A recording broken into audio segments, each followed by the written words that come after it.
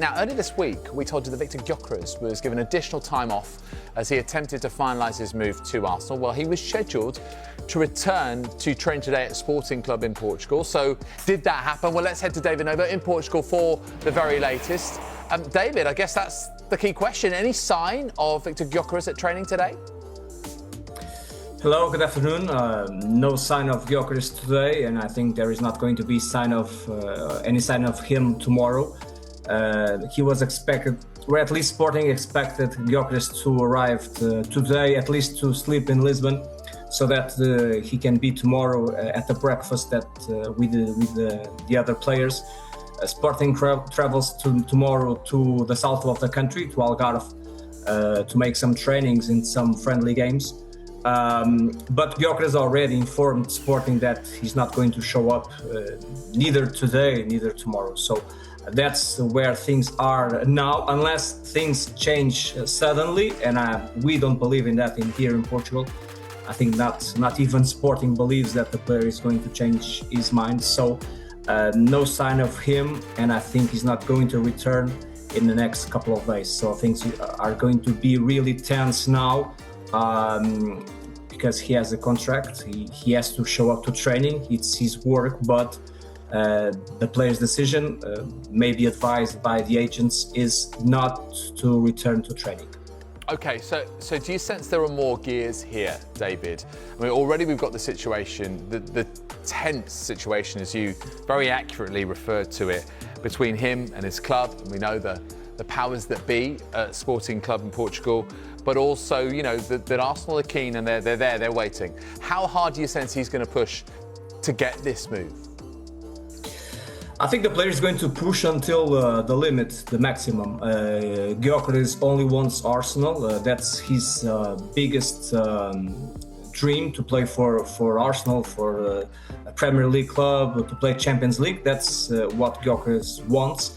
But the truth is, we were expecting that the deal could be done by now, since the difference is really small in terms of money. But that's more than that. That's about. It's more about the things that the player is doing, the agents are doing, and of course, Sporting is not really happy with this situation. Of course, the way the player is behaving, the way the agents are behaving, and that's the problem.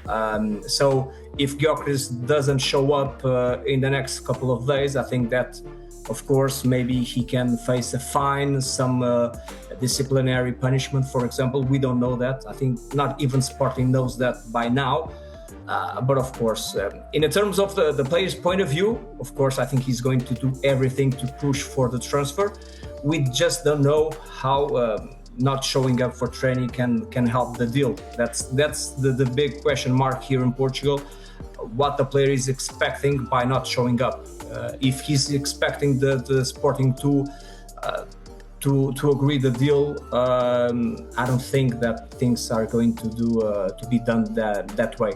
To be honest, David, let's talk just cold hard numbers here. What do you sense? What are you hearing in Portugal? What is that magic number that will get this deal over the line? And is there any fear, perhaps, that Arsenal, if they're not prepared to pay that number, they'll just simply walk away? Well, the number from the last couple of weeks, also the Sporting's president spoke about that publicly. So Sporting wants 80 million, 70 at transfer with a transfer fee plus 10 million in bonuses. So 80 million euros should be enough to make the deal. The information that we have here in Portugal, and we published that at Record Portugal, is that Arsenal is willing to pay 65 plus 15. So that's the difference of 5 million euros. Sporting wants Arsenal to raise a little bit the initial transfer fee, and maybe, of course, decreasing the amounts on the bonuses. That's where they are now. The strange thing here in Portugal, we are asking the same thing: is why is not Arsenal just offering plus just 5 million euros? Is not a big thing in football. So And I don't know for sure, to be honest, what's going to happen. Because we are speaking 11th of July, we have a lot of days until the transfer window closing, but I don't know. There are other strikers in football, so of course Arsenal can be fed up with this situation and go for another striker. And Gyökeres needs to do another choice for his career. So I think it's going to be interesting days in the next weeks or until the transfer window closes, of course.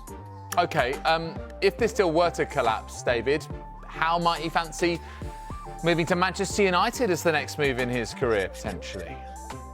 Good question. We have the information here in Portugal that Gyökeres said no to United 3 times already in this transfer window. Of course, United is a big club. It's not about that, but he wants to play Champions League football. That's the thing. And United is not in the Champions League, so of course he wants Arsenal. But like I said, imagine if things with Arsenal collapse and the player still wants the Premier League and the transfer window is almost closing. And if, of course, United wants a striker, that can be a reality. But by now, the player doesn't want to go to United just because of that Champions League thing. So